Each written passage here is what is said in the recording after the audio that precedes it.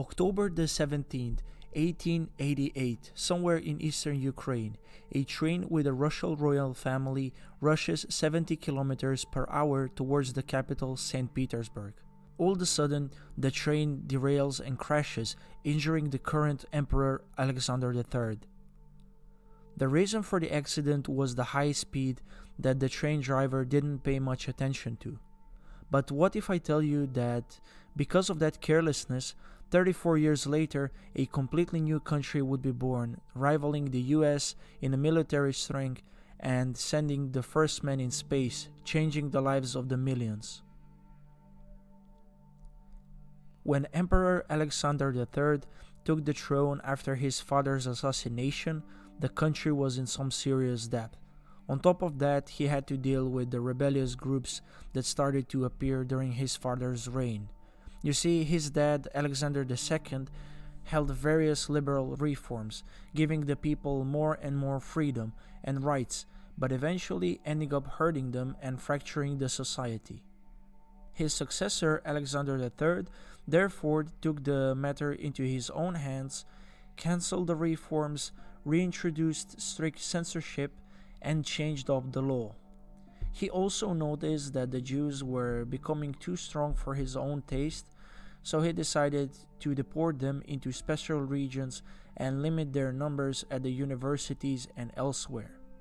And that's why many of the young Jews started the rebellion groups with other students trying to assassinate the cruel emperor, but all of the attempts proved to be unsuccessful. And the Emperor Alexander would respond by just executing them. Turns out that one of the people he hanged for attempt of assassination was Lenin's older brother. It is often said that upon hearing the news of his brother, Lenin swore that he would make the monarchy pay for what they've done. Cruel as he was, Emperor Alexander actually put Russia back on its feet. It emerged from its economic crisis. The currency also became stable, and the growth rate of the industry doubled. He started the mega project of building the Trans-Siberian Railway, which is to this day the longest railway line in the world, costing around $20 billion in today's money. It helped connect the empire and improve the communication. But besides those things, maybe his best achievement was the improvement of Russia's military. He modernized the equipment, made better uniforms, improved military education, and drastically improved the navy, making it the third largest in the world, just behind UK and France.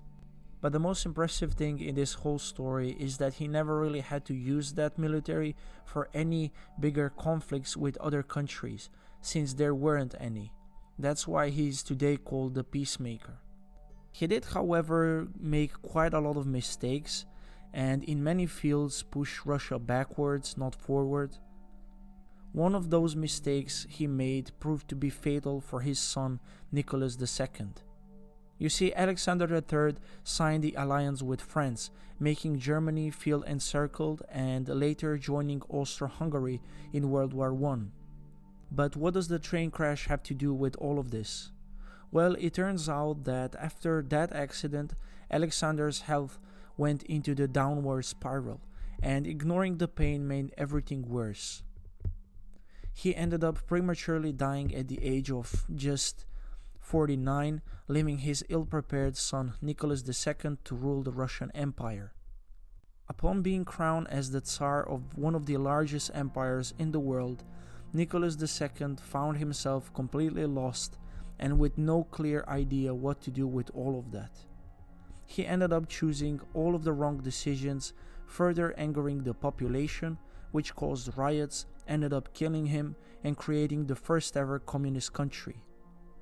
Lenin finally had his revenge.